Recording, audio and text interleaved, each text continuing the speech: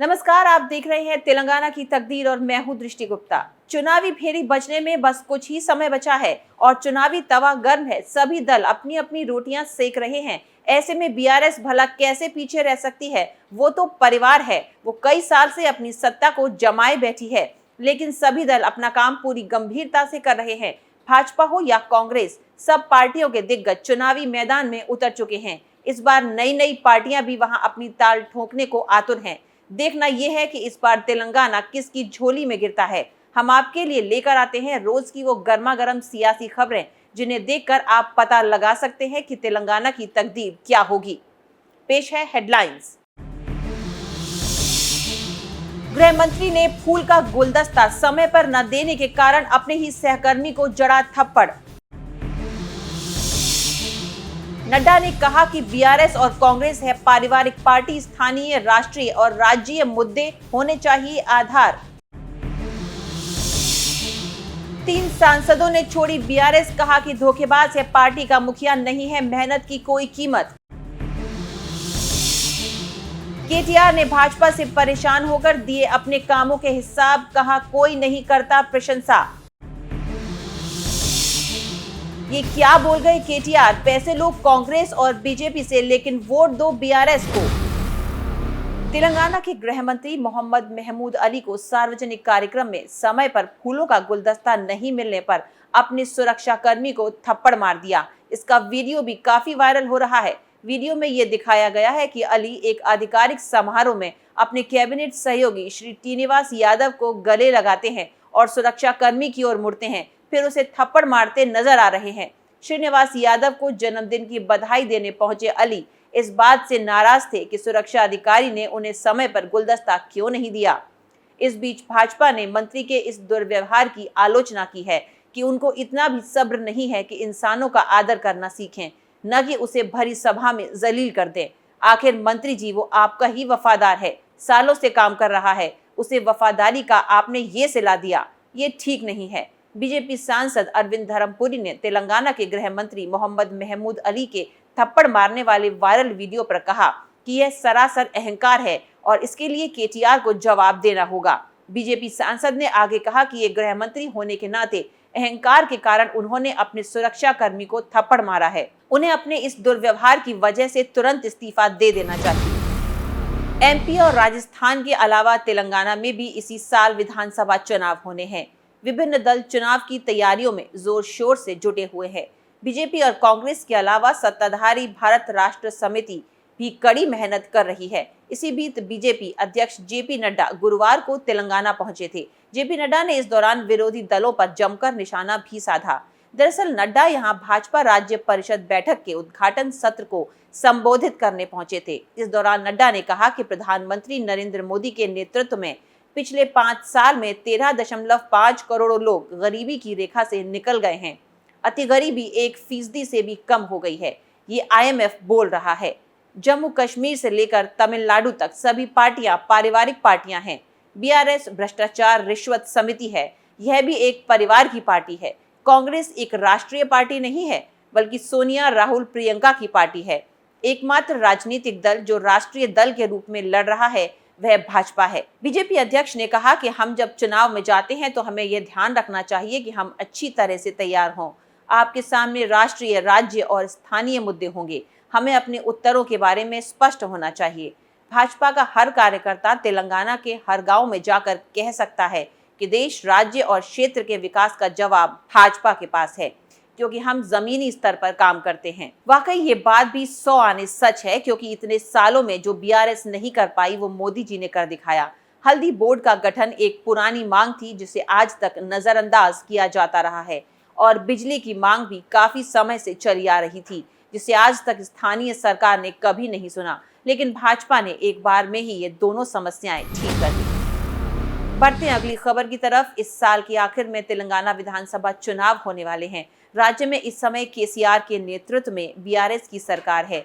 इस साल के आखिर में होने वाले तेलंगाना विधानसभा चुनाव को लेकर सभी पार्टियों ने तैयारी तेज कर दी है। इस बीच मुख्यमंत्री के चंद्रशेखर राव की भारत राष्ट्र समिति को बड़ा झटका लगा है। बीआरएस के 2 नेताओं ने पार्टी से इस्तीफा दे दिया है। खानपुर से विधायक अजमीरा रेखा ने पार्टी छोड़ दी, वहीं विधान परिषद सदस्य कासर रेड्डी नारायण रेड्डी कांग्रेस में पार्टी अध्यक्ष मल्लिकार्जुन खड़गे की मौजूदगी में शामिल हो गए। अब सवाल ये उठता है कि अजमीरा रेखा ने पार्टी क्यों छोड़ी। रेखा बीआरएस से खुश नहीं थी क्योंकि उन्हें आगामी विधानसभा चुनाव को लेकर टिकट देने के लिए मना कर दिया गया था। उन्होंने कहा, मैंने पार्टी की पिछले 12 साल से सेवा की है, मैं लोगों के सामने अपने काम के बारे में बताऊंगी। मैंने पार्टी को धोखा नहीं दिया बल्कि मुझे धोखा दिया गया है, इस कारण मैं बीआरएस से इस्तीफा दे रही हूँ। खैर रेखा जी, ये बात तो सच है कि बीआरएस अपने शासनकाल में अपने उम्मीदवारों को ही नहीं बल्कि अपनी जनता को भी उनका हक दिलाने में नाकामयाब रही है, लेकिन कांग्रेस आपको क्या देगी ये तो आपको बाद में ही पता चलेगा। बढ़ते अगली खबर की तरफ। साल के अंत में 5 राज्यों ने विधानसभा चुनाव होने वाले हैं। ऐसे में तेलंगाना ही एक ऐसा राज्य है जहां पर सिर्फ बीआरएस की सरकार है, क्योंकि राज्य बनने के बाद से ही वहां केसीआर को मुख्यमंत्री बनाया गया था। लेकिन अब समय आ गया है कि वहां हर पार्टी अपनी सरकार बनाने को लेकर प्रयास कर रही है। ऐसे में भाजपा वहां पर ज्यादा मजबूत दिखाई दे रही है, जिसे लेकर मंत्री केटीआर आए दिन कोई न कोई बयानबाजी करते दिख रहे हैं। इस बार केटीआर ने अपने एक्स अकाउंट पर मोदी जी को अपने राज्य में कराए हुए कामों का ब्यौरा कुछ इस तरह दिया। उन्होंने बताया कि तेलंगाना भारत में उच्चतम प्रति व्यक्ति आय वाला राज्य है, सभी घरों में पीने का पानी मुहैया कराने वाला और जीवन मिशन को प्रेरित करने वाला भी पहला राज्य है। साथ ही वह राज्य जिसने विश्व की सबसे बड़ी लिफ्ट सिंचाई परियोजना पूरी की थी। कालेश्वरम परियोजना भारत में सर्वश्रेष्ठ ग्रामीण विकास मॉडल ODF प्लस गांव है। भारत में दूसरा सबसे बड़ा धान उत्पादक गांव है। भारत में सबसे अधिक IT नौकरियां पैदा करने वाला राज्य है। भारत में सबसे ज्यादा हरित आवरण वृद्धि वाला राज्य है। EODB में शीर्ष 3रे रैंक वाला राज्य है। सर्वोत्तम औद्योगिक नीति वाला राज्य है। सबसे बड़ी टेक्सटाइल पार्क का घर है। दुनिया का वैक्सीन हब वैश्विक वैक्सीन का 1/3 उत्पादन करता है। यहाँ भारत में प्रति व्यक्ति बिजली की खपत सबसे अधिक होती है। भारत में दूसरा सबसे बड़ा नवीनीकरणीय ऊर्जा उत्पादक है। भारत में सबसे कम ऋण GSDP अनुपात वाला राज्य है। मर्सर द्वारा हैदराबाद को लगातार 5 वर्षों में सर्वश्रेष्ठ भारतीय शहर का दर्जा दिया गया है। नवीनतम CSDS सर्वेक्षण के अनुसार भारत में सबसे कम भ्रष्टाचार वाला राज्य है। वह राज्य जिसने कई अंतर्राष्ट्रीय पुरस्कार जीते हैं, फिर भी भारत के प्रधानमंत्री के पास सराहना का एक भी शब्द नहीं है।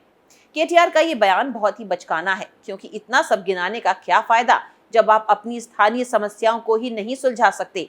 इसलिए जितनी मेहनत आपने ये सब जानकारी इकट्ठा करने में की है, उतनी ही मेहनत अगर आपने अपने क्षेत्र में लोगों की समस्याएं सुनने में लगाई होती तो शायद वो चप्पल आपके किसान ने 12 साल बाद पहनी है वो पहले ही पहन लेता।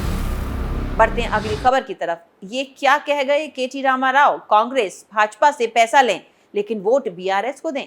केटीआर ने तेलंगाना के मतदाताओं से कहा कि उनकी ये विवादास्पद टिप्पणी चुनावी राज्य तेलंगाना के रंगारेड्डी जिले में एक राजनीतिक रैली को संबोधित करते समय आई।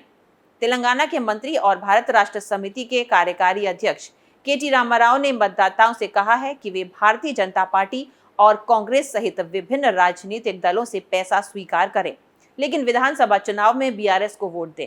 रैली में केटीआर ने कहा कि कांग्रेस को कर्नाटक से काफी फंड मिल रहा है और बीजेपी को अडानी से फंड मिल रहा है। एक काम करो, अगर कोई कांग्रेस नेता पैसा देता है तो ले लो, अगर बीजेपी पैसा देती है तो बिना किसी हिचकिचाहट के ले लो। ये अडानी का पैसा है, वहां कुछ भी गलत नहीं है, लेकिन बीआरएस के लिए वोट करें। केटीआर ने कहा इससे पहले कि केटीआर ने प्रधानमंत्री नरेंद्र मोदी पर उनके दावों पर भी हमला किया था। तेलंगाना के मुख्यमंत्री के चंद्रशेखर राव ने उनसे राष्ट्रीय लोकतांत्रिक मोर्चा में शामिल होने का अनुरोध किया था।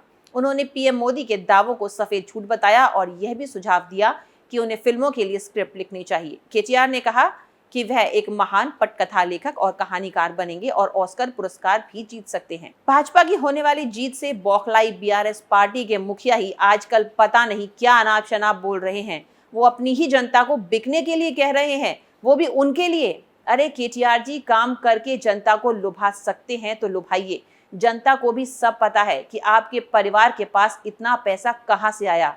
इसका भी जवाब आपको चुनावों के बाद मिल ही जाएगा। तेलंगाना की तकदीर में फिलहाल इतना ही। नमस्कार।